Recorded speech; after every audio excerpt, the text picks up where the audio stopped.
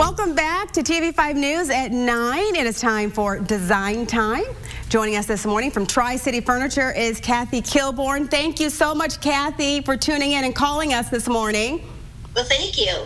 We are talking about finding furniture. So tell us what we need to consider first if we are buying new furniture. Well, the most important thing is to actually understand how much space that you have in your room, because your length as well as your width are very important to know. And so when you're going to buy something, you want to start out with understanding your actual space.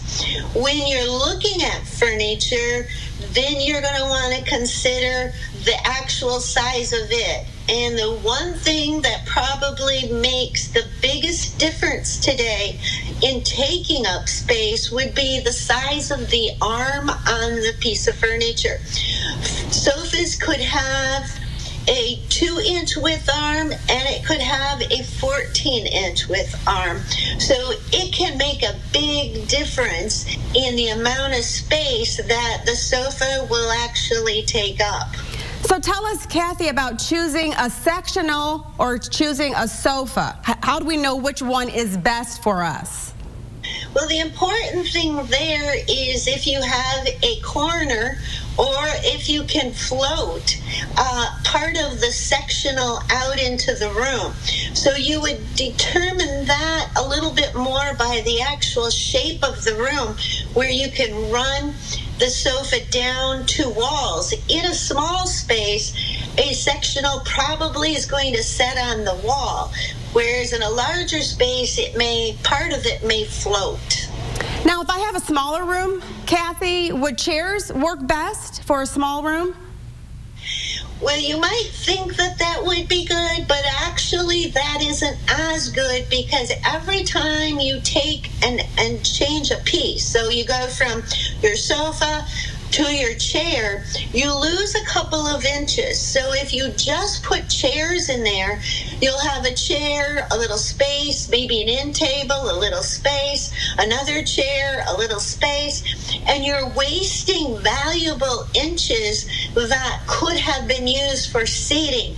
So usually in a small space, you're going to want to use bigger size pieces, so meaning a sofa or a love seat with a chair, as compared to using 3 chairs. The more you break up your small space into small pieces, the more cluttered it will look. And that will fight against you putting that room together and actually feeling really good. Oh, that's great advice. Okay, Kathy, tell us, if we have an extra large room, how can we make it feel cozy for ourselves and our guests? Yes, the problem there is now the coziness.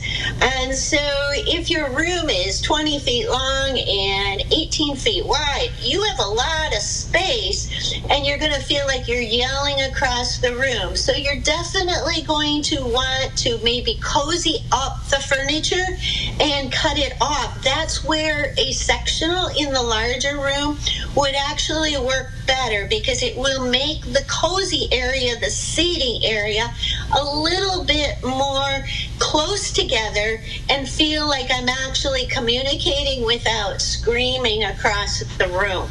So definitely want to move your things in, whereas in a small room, probably keep them against the wall and put any space that you have out in the middle. It will actually make the small room feel larger. Well, thank you so much again for your tips today, Kathy, and for calling in. We appreciate it. Thank you. You are welcome, and we thank you for watching this edition of Design Time.